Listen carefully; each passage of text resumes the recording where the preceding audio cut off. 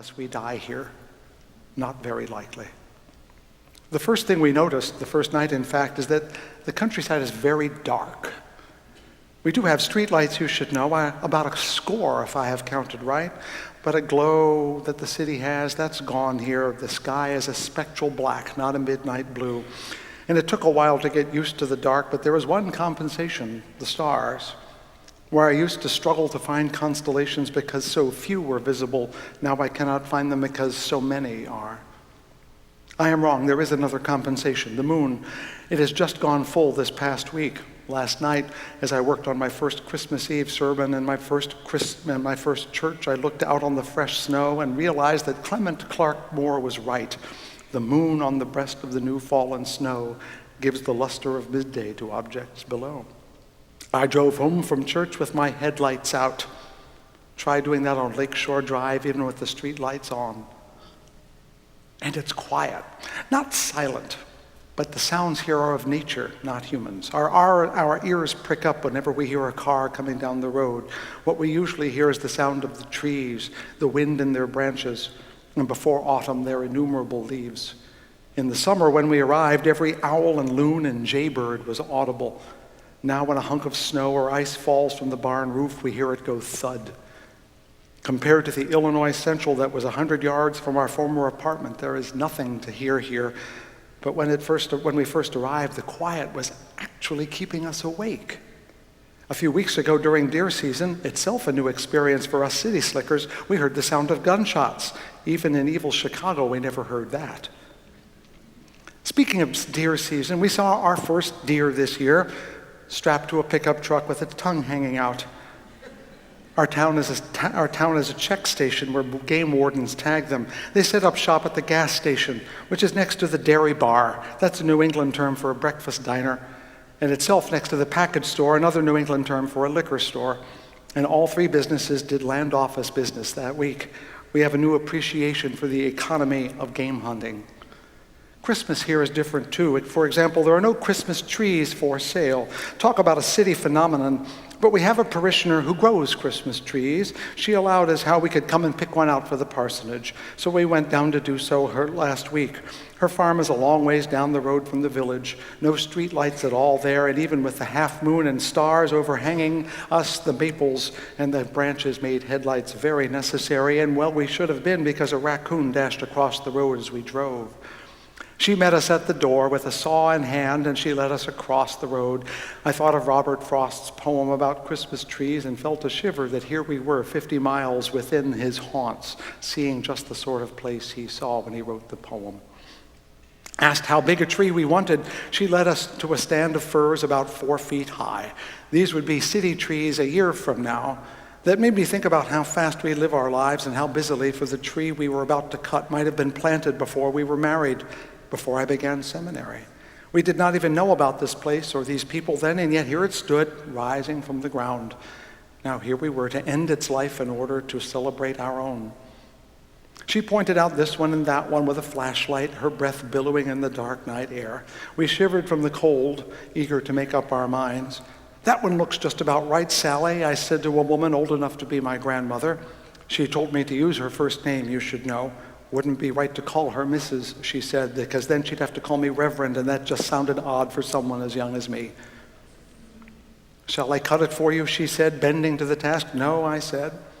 In my mind, I said, if I'm to be a country parson, I'd best learn how, and cutting a Christmas tree for your own living room seems to be what a country parson would do.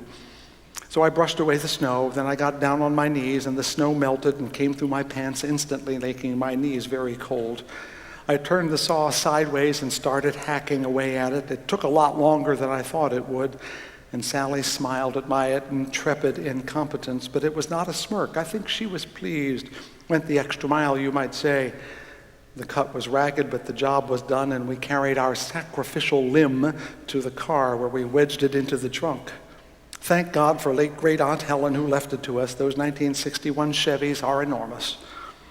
We got it home all right, snow on the floor from the branches and our coats and boots. Then we set to stringing the lights, all white as Susie insisted. The tree was on a little table in the tall front parlor. We put it in the bay window there for all to see as they whizzed by. Now, I hate hanging the ornaments. The needles poke my hands. And I left that to Susie and went outside to see how it looked from the roadside. Not bad, actually. And out there I realized this was our first Christmas together, really.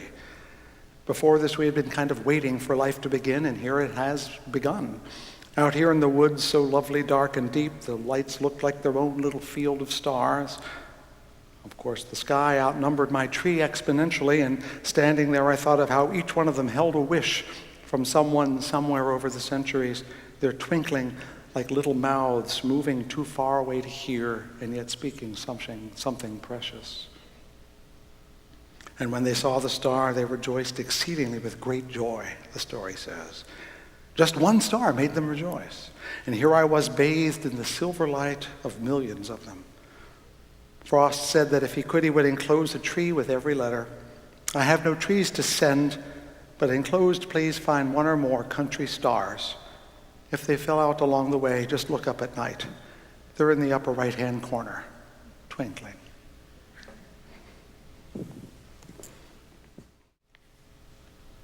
A poem. This one by Mick Gowar. It's called Christmas Thank Yous. Dear Auntie, oh, what a nice jumper. I've always adored powder blue and fancy you thinking of orange and pink for the stripes. How clever of you. Dear Uncle, the soap is terrific, so useful, and such a kind thought. And how did you guess that I just used the last of the soap that last Christmas brought? Dear Gran, many thanks for the hankies. Now I really can't wait for the flu. And the daisies embroidered with the red M for Michael. How delightful of you. Dear cousin, what socks? And the same sort you wear, so you must be the last word in style, and I'm certain you're right that the luminous green will make me stand out a mile.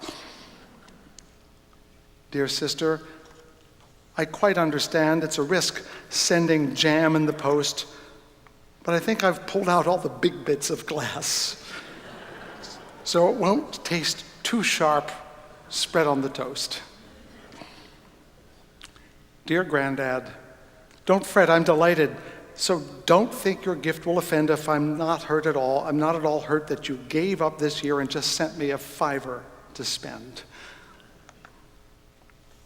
We are not the only people to give gifts at the solstice period. The ancient Romans did so too. A fellow named Martial wrote this letter of thanks long before Jesus ever appeared on the world. Because this month, when napkins, pretty spoons, papers, wax tapers, and tall jars of prunes fly to and fro, I've sent you nothing but books. My humble homemade verses. I may seem stingy or impolite, but I abhor the tricks of the angler's trade. You know, gifts are like hooks and flies. So, Quintianus, when a poor man who's poor sends nothing to a rich friend, it's an act of generosity. December 1981. Dear friends and family, has it been a year? We're still here, which is almost remarkable.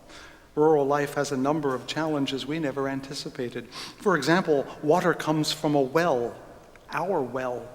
When the power goes out, so does the water supply. And the water has so much iron that now I wear fashionable ecru instead of white shirts. Across the street, the water has copper in it, so they wear pale green shirts.